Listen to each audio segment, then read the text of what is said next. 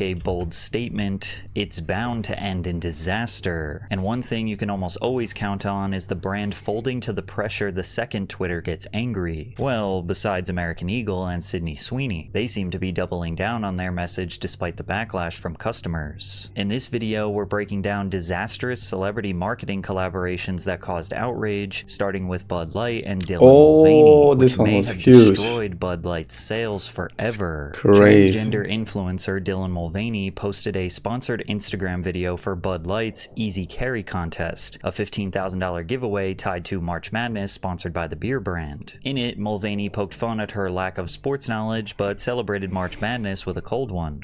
I kept hearing about this thing called March Madness, and I thought we were all just having a hectic month, but it turns out it was a complete destruction, man, after this. And I'm not sure exactly which sport, but either way, it's a cause to celebrate. Bud Light sent her a can with her face on it. It was a present that was gifted in celebration of her 365th day of girlhood, which was a series she launched as a video diary of her transition, each day detailing the ups, downs, and realities of transitioning to a female. Almost immediately, the sponsorship was met with backlash as consumers disagreed with Bud Light's decision to partner with someone in the LGBTQ community. I mean, the audience was an assumption that for Bud Light was planning on mass-producing cans with Dylan on them, which was not true. It was just a one-off gift. Conservative celebrities and political figures expressed their outrage as they witnessed their favorite beer brand go woke before their eyes. Kid Rock posted a video of himself wearing a MAGA hat and shooting at several cases of Bud Light with a submachine gun, and concluding the message with F Bud Light and F Anheuser-Busch. For critics, the outrage stemmed from the belief that Bud Light, a brand that was forever associated with traditional, blue-collar American culture, was pandering to politics that they did not agree with. And honestly, the main audience was conservatives. Right, because just a few days after the backlash, the company didn't exactly double down on their choice to work with Mulvaney. Anheuser-Busch CEO Brendan Whitworth released a statement on the company's website writing about the importance of accountability and taking responsibility for ensuring every consumer feels proud. We never intended to be a part of a discussion that divides people. We are in the business of bringing people together over a beer. My time serving this country taught me the importance of accountability and the values upon which America was founded: freedom, hard work, and respect for I don't think CEO to blame, it's marketing team. Corporate damage control. Notice how it never once mentions Dylan Mulvaney by name, never addresses transgender rights, and never clarifies whether the brand stands behind its original decision. Instead, it leans on patriotism, heritage, and broad values like freedom and hard work, themes that are impossible to disagree with. It's written perfectly vague. By neither apologizing nor doubling down, Anheuser-Busch essentially tried to sidestep the controversy while hoping both sides would just read and interpret whatever they wanted from the statement. But the backlash didn't go away. It got worse. Senator Ted Cruz and Senator Marsha Blackburn demanded a formal investigation into Bud Light's parent company, AB InBev. They accused the company of using Mulvaney to manipulate children. Lawmakers accused of creating a faux prepubescent girl persona to intentionally appeal to young viewers. The key to this allegation is Mulvaney's video diary series, Days of Girlhood, seizing on the word girl to argue that Mulvaney is trying to appear underage herself, otherwise she would use the word woman. Ultimately, the investigation was dismissed, and even though Dylan caught a bunch of unnecessary hate because she was just simply hired to do a brand deal, she responded to all of this pretty positively. I grew up in a conservative family, and I'm extremely privileged because they still love me very much. And I grew up in the church, and I still have my faith, which I am really trying to hold on to right now. But I've always tried to love everyone, you know, even the people that make it really, really hard. And I think it's okay to be frustrated with someone or confused, but what I'm struggling to understand is the need to dehumanize and to be cruel. I was nervous that you were going to start believing those things that they were saying about me, since it is so loud. But I'm just going to go ahead and trust that the people who know me and my heart won't listen to that noise. But Bud Light's damage control was not working, so they made the terrible decision of making the CEO of Anheuser-Busch go on morning television, but he refused to answer any questions clearly. Given the moment we're in, this moment in America with trans issues at the top of a Republican social or conservative political agenda, knowing what you know now, if you could go back, would you send this can to this one person again? There's a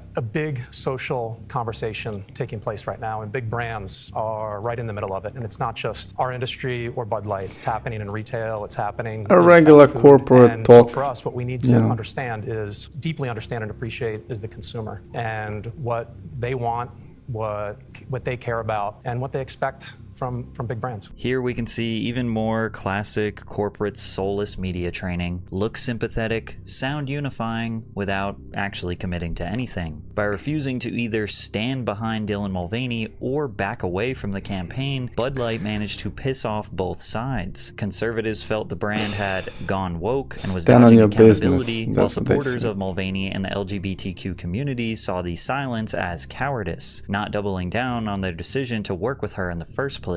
What started as a single social media post spiraled into a full-blown identity crisis for America's best-selling beer. And because of this, Bud Light lost its title as the best-selling beer in the US, overtaken by rival Modelo. Its sales plummeted by 10% in spring of 2023 and up to 29% decline year over year by early 2024. Executives involved in the campaign took leaves of absence or stepped down from their positions. They tried to desperately bounce back by collaborating with comedian Shane Gillis and pop star With Post Post. Malone, two celebrities that don't exactly identify as right-wing, but clearly Bud Light thinks they appeal to the target demographic that they felt they had lost. In other words, Bud Light was trying to course correct by platforming figures that were perceived as safe to conservatives. They were signaling, I think Post Malone was promoting Bud Light from the beginning. It hasn't like, worked. of his As of career. 2025, Bud Light sales are still down 30% year over year. This shows how badly things can go when brands step into political territory, but it doesn't even compare to how disastrous the Kendall Jenner Pepsi ad was. In April of 2017, Pepsi attempted to prove that its product was the answer to centuries of racial injustice through a commercial starring Kendall Jenner. The ad showed Kendall participating in a fashion shoot before noticing a nearby protest. Although Jenner is the main protagonist, the ad also includes an Asian cellist and a Muslim photographer who also noticed the march. The protest itself is filled with people from various ethnic and religious backgrounds who've come together to demand justice and systemic change. However, instead of protesters displaying sadness and anger over something as unsettling as police brutality, PepsiCo's in-house content creation team, Creators League Studio, instructed its protesters to smile and appear to be happy. It almost looks like they are at a backyard barbecue.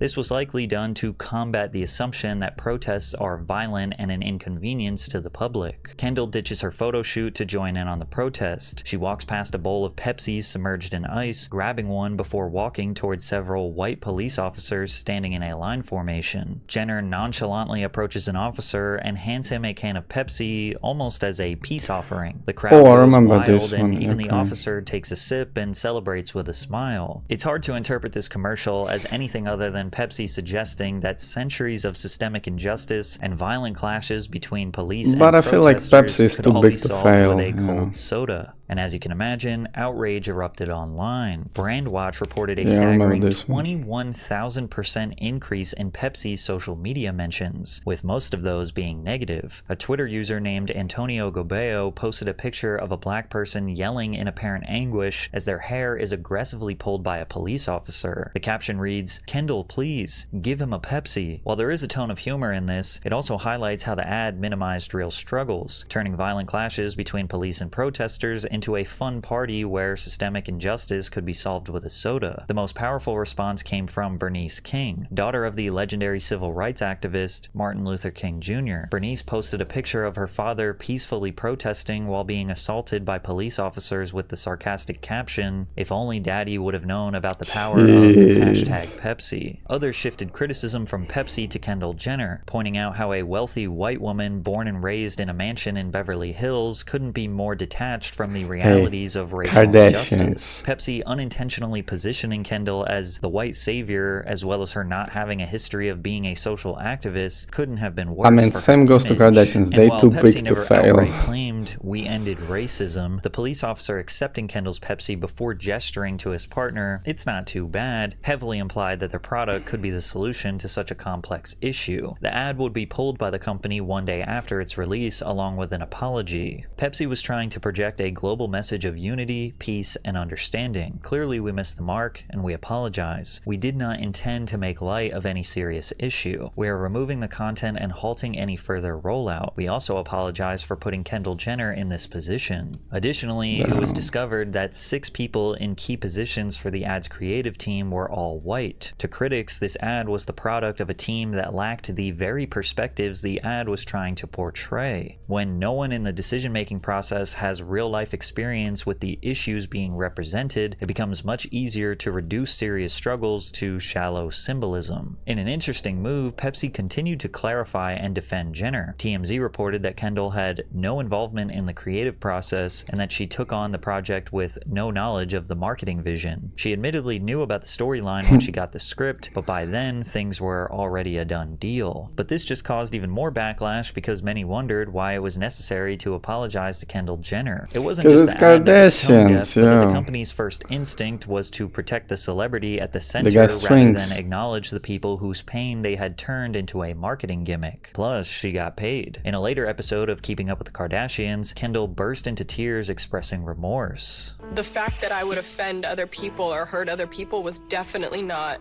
the intent. Come on, she like does many not of these give a marketing damn. mistakes, the brand apologizes, the celebrity says it was never their intention to hurt anyone. Honestly, nothing really happens and then everyone moves on, until the next PR disaster proves that nothing was learned. It's actually become so cyclical that in this most recent campaign with Matt Rife and Elf Cosmetics, it almost feels like the brand was a few steps ahead of the public, because the way they responded to the backlash was something we don't see very often. In August of 2025, Elf Cosmetics released their newest campaign, titled The Law Offices of Elfino and Schmarns, which featured TikTok comedian Matt Rife alongside drag artist Heidi N Closet. The advertisement parodied law firm commercials satirically addressing the issue of overpriced beauty products. According to Corey Marchesotto, Elf Beauty's global chief marketing officer, the brand partnered with Rife because the comedian appealed to Elf Cosmetics' target female Gen Z audience. His TikTok account is 80% female and 75% under the age of 34, so right in the sweet spot. This is one of those rare moments where the brand is actually honest about why they chose a celebrity. It's not all this hoopla about how he's so funny and that he aligns with their moral vision for the world. It's simply because his audience data lined up exactly with the demographic that they wanted to sell product to. Some people might consider this shallow, but in a world of brands pretending to take moral stances that they don't actually believe in, at least this feels transparent. However, consumers quickly reminded Elf Cosmetics why it's important to conduct a proper background check before endorsing any celebrity. After the partnership went public, Rife's controversial material, specifically joking about domestic violence in his 2023 Netflix special, Natural Selection, became the topic of discussion for women across social media. Part of Matt Rife's appeal comes from the fact that he doesn't fit the traditional mold of a male stand-up comic. Comedy has long been dominated by average-looking men who thrive on exaggerated stories and self-deprecation. Rife, Wait a second.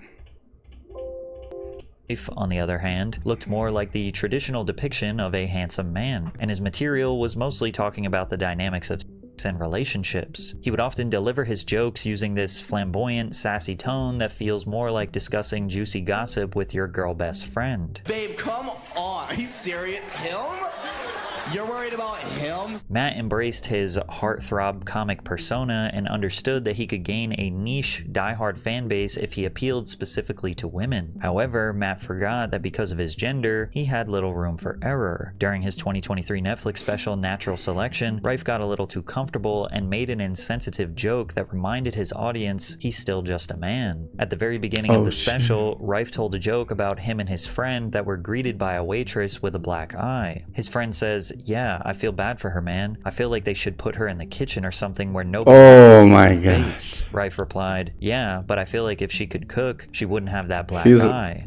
He's on hostile territory with this one. The rest of the show should be pretty smooth sailing after that. His joke ruffled feathers because he made light of a serious issue that plagues his main demographic. According to the CDC's National Intimate Partner and violence survey, approximately 41% of women in the US have experienced contact sexual violence, physical violence, or stalking by an intimate partner at some point in their lifetime. Elf Cosmetics says on their Elf Cares site that ELF stands for Empowering Legendary Females while also simultaneously hiring someone who makes light of DV. Beauty influencer Nikki Tutorials also spoke out. You lost me. Matt Rife, out of all people, so disappointed. However, ELF interestingly claimed that they never anticipated any backlash. There's a big gap between our intention and how this missed the mark for some people. We always aim to deliver positivity, and this one didn't. It's some So we find random ourselves ass in a law position form. where, quite honestly, that doesn't feel shit. good for us. ELF later made a statement addressing the situation. You know us. We're always listening, and we've heard you. The campaign aimed to humorously spotlight beauty and justice. We understand we missed the mark with people we care about in our ELF community. While Elfino and Schmarns closes today, we'll continue to make the case against overpriced beauty. I think it's into commercial, as if slipping in a wink would soften the blow. It feels a little condescending because it reduces genuine criticism to a branded tagline. It's like if McDonald's made an apology that read, "We know we let some of you down,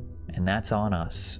Next time, we'll make sure you're loving it." Or Nike saying, "Owning our mistakes isn't easy, but we have to just do it." It's almost like ELF knows the outrage will fade, the sales won't dip, and in the end, none of it really matters. But not every brand takes that shrug it off approach. Some go the opposite route, doubling down on their celebrity endorsement no matter how loud the backlash gets. And no example makes that clearer than American Eagle's unwavering support for Sydney Sweeney. In July of 2025, American Eagle debuted a fall denim campaign starring pop star Sydney it's a new Sweeney. one. The slogan that accompanied the campaign read, "Sydney Sweeney has great genes." It's a double entendre, complimenting Sydney's genetics, but also her blue jeans. We know this is true because on American Eagle's Instagram, Sweeney stands in front of a poster of herself titled, "Sydney Sweeney has great genes," before the word genes as in genetics is crossed out and replaced with jeans as in pants. The neutral reaction to this message was that the brand was just highlighting that she was a conventionally attractive woman, therefore she has good genes. However, a more extreme interpretation erupted after another video was released regarding the campaign. Genes are passed down from parents to offspring, often determining traits like hair color, personality, Jeez. and even eye color. My genes are blue. Sydney Sweeney has great genes. Some critics interpreted this ad as American Nazi eugenics, propaganda. white supremacy, and Nazi propaganda. The Holy. campaign is exactly the reason why we need DE&I in every corporation. Because what happens when you have a bunch of white folk who all look and think the same? Those Sydney Sweeney American Eagle ads are weird. Like fascist weird. Like Nazi propaganda weird. Here we go. We're one Sydney Sweeney campaign away from them taking our right to vote too. Critics felt that the campaign having Sweeney suggest that she has superior genetics while highlighting her blue eyes, blonde hair, and fair skin, that American Eagle was depicting the same Aryan ideal imagery used in Nazi propaganda and other racial purity narratives. I think this is like a company here we go, trying to lean Hassan. into like white nationalists and eugenicist arguments to fucking advocate for people to purchase their product. Doja Cat even chimed in and mocked the ad with a sort of American redneck accent. Genes are passed down from parents to offspring, often determining traits like hair color, personality, and even eye color.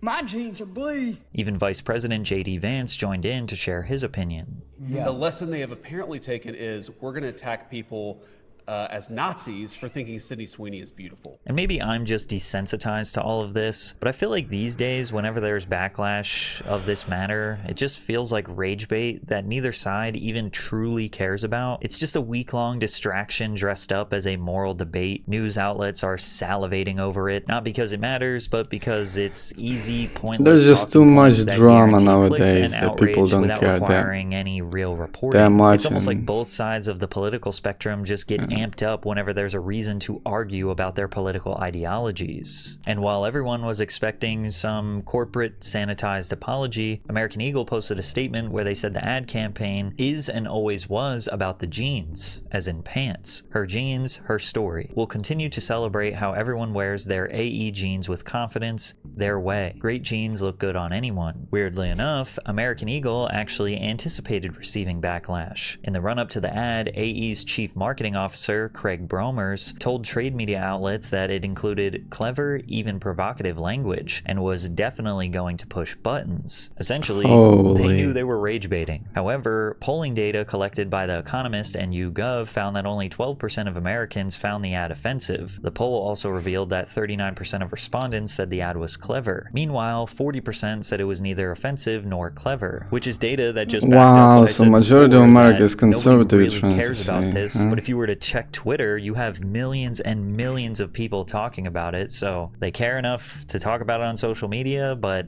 that's pretty much it. And while this ad generated significant buzz for the retailer, it ultimately failed to boost real-world sales. Initially, the campaign prompted a 60% jump in American Eagle website visits, signaling strong online engagement. However, the brand failed to see any meaningful increase in market share or sales. Retail analytics firm Pass By revealed a 3.9% drop in store visits in the first week after the campaign launch, following a further 9% decline the following week. However, American Eagle wasn't the first company to use this great jeans double entendre. The first time it was used will genuinely make you feel disgusted. In 1980, Calvin Klein threw a Hail Mary when the brand featured Brooke Shields in a television ad where she says the famous tagline, "You want to know what comes between me and my Calvins? Nothing." The campaign also included a commercial in which Shields used wordplay involving jeans and jeans. Jeans are fundamental in determining the characteristics of an individual and passing on these characteristics to succeeding generations. The campaign was met with immediate backlash from the public. They were upset because they interpreted the tagline, "Nothing came between her and her Calvins," as a sexual innuendo. This was a problem because Brooke was only 15 years old. By 1980, Calvin Klein was already gaining a reputation for being bold, youthful, and slightly provocative, but the brand was still far from competing with the top competitors in fashion. The brand's entry into the denim market helped CK appeal to a broader audience. Designer jeans were starting to emerge as a fashion trend, and Calvin Klein introduced jeans that were marketed as stylish and more luxurious than traditional denim. The brand aimed to target a younger audience who wanted to be seen as cool and edgy rather than conservative and traditional. Calvin Klein seemingly chose Shields because she was young and probably had a younger fan base. Brooke started modeling as a baby. She famously appeared in a soap ad before her first birthday. By the 70s, she was one of the most successful child models in the US, regularly featured in fashion campaigns and magazines. However, people took a strange liking to Brooke after she starred in the 1978 film Pretty Baby, where she played a child prostitute. Although the role cemented her as a serious actress, it also caused adults to start treating the 12-year-old as something to desire. One specific magazine writer couldn't hold back their fascination for the child. The most perfect nymphette in all creation has been found in America. Her name is Brooke Shields. Brooke's hair is elegant, brown and clean, her skin pale and Puritan, her eyes sinfully blue, and her lean body just starting to curve into womanhood. She's a sultry mix of all-American and horror.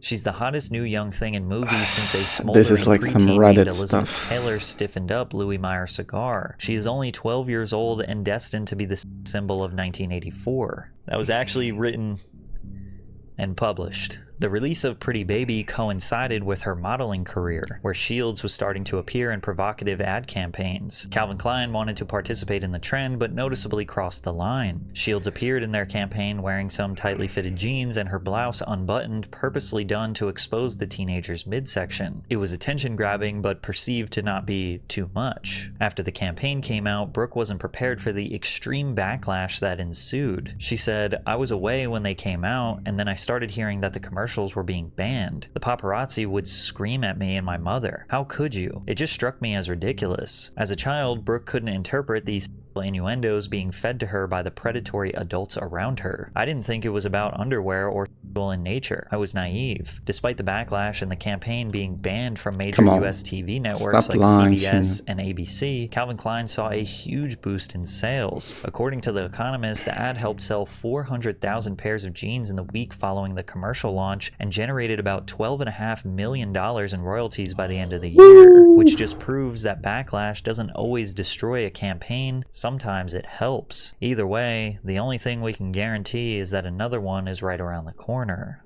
Yep. Oh shit, I like that. Yo.